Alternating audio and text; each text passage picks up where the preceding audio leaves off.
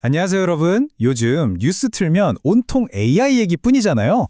실리콘밸리에서 들려오는 소식들을 듣고 있으면 와, 정말 당장 내일이라도 세상이 완전히 뒤집힐 것 같은 그런 엄청난 열광이 느껴집니다.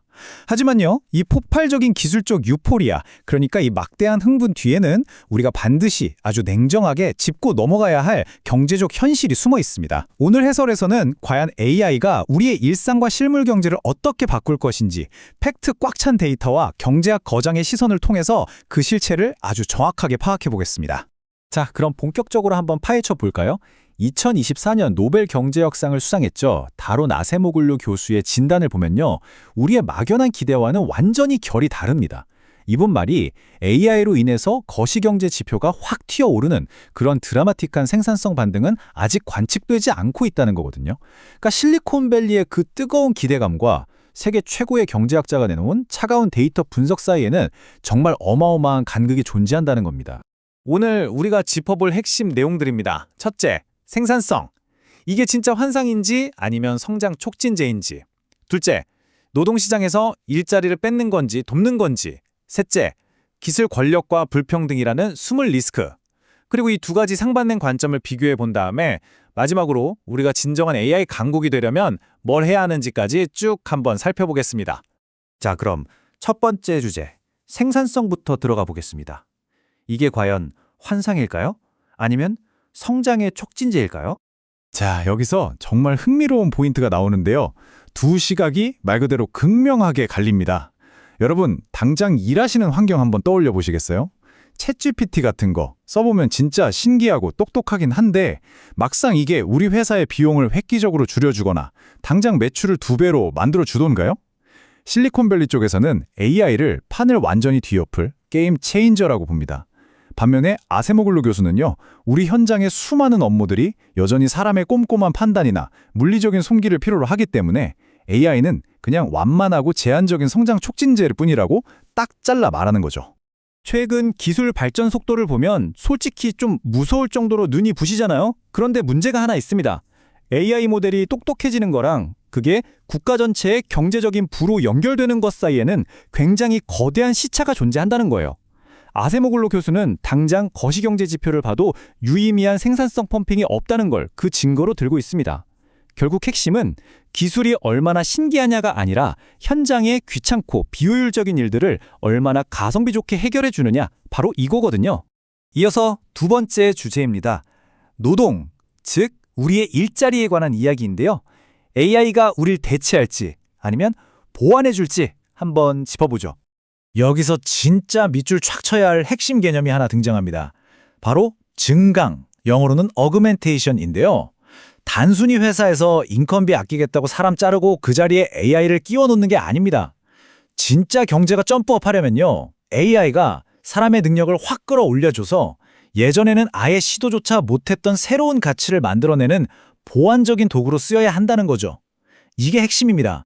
그런데 만약에 기업들이 당장 눈앞에 인건비 좀 깎아보겠다고 순수 자동화에 덫에 빠지면 어떻게 될까요? 당장은 비용이 줄어드니까 이익이 느는 것 같겠죠. 하지만 일자리가 사라지면 사람들 지갑이 닫히고 결국 사회 전체의 소비력이 쪼그라들게 됩니다. 장기적으로 경제 활력은 뚝 떨어지고 빈부격차는 정말 걷잡을 수 없이 심해질 거예요. 그래서 경영자들이나 정책 만드시는 분들은 이 무서운 함정을 피해서 무조건 노동 친화적인 AI를 목표로 가야만 합니다. 세 번째 주제로 넘어가 보겠습니다. 리스크, 그중에서도 기술 권력의 집중과 불평등에 대한 이야기인데요. 이제는 시스템적인 위험에 대해 경고음을 좀 울려야 할 때입니다.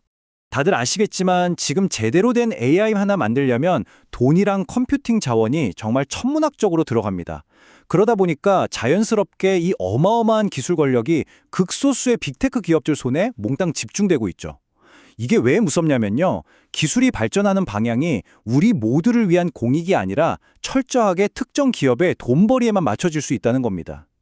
아세모글루 교수는 이걸 그냥 내버려두면 단순한 경제적 손실을 넘어서 민주주의 시스템 자체에 엄청난 위기가 올 수 있다고 아주 강하게 경고하고 있습니다.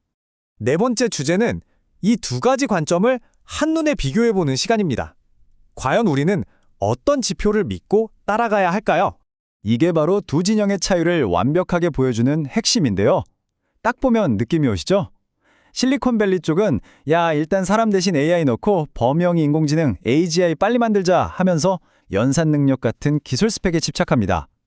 반면에 아세모글루 교수의 신중론은요, 아니다, 사람은 돕되 민주적으로 통제해야 한다면서 거시경제 생산성이나 사람들의 실제 월급, 즉 실질 임금 같은 아주 뼈 때리는 현실 데이터를 핵심 지표로 봅니다.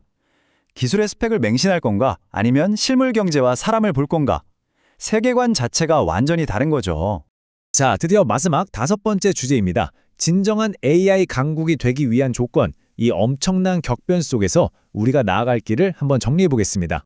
그럼 이런 내용들이 모여서 앞으로 우리가 뭘 어떻게 해야 하는지 연결해 볼까요? 성공적인 AI 시대를 열기 위한 3가지 스텝입니다. 첫째, 챗 GPT 신기하다며 감탄만 할 게 아니라 실제 일터의 낭비와 비효율을 가성비 있게 걷어내는 데 집중해야 합니다. 둘째, 성공했냐 아니냐의 기준은 막연한 기대감이 아니라 실제로 우리 시간을 얼마나 아껴줬고 돈을 얼마나 벌어줬는지 데이터로 철저히 증명해야 하고요. 마지막으로 가장 중요한 건 이 기술이 빅테크 배만 불리지 않고 열심히 일하는 노동자들을 보호할 수 있도록 사회적인 합의와 제도를 탄탄하게 만들어두는 겁니다. 오늘 해설을 마무리하면서 여러분께 좀 묵직한 질문을 하나 던지고 싶습니다. 과연 AI는 우리를 밖으로 밀어내는 완벽한 대체제가 될까요? 아니면 우리의 잠재력을 폭발시켜줄 든든한 보완제가 될까요? 솔직히 압도적인 기술의 파도는 이미 우리 턱 밑까지 밀려왔습니다.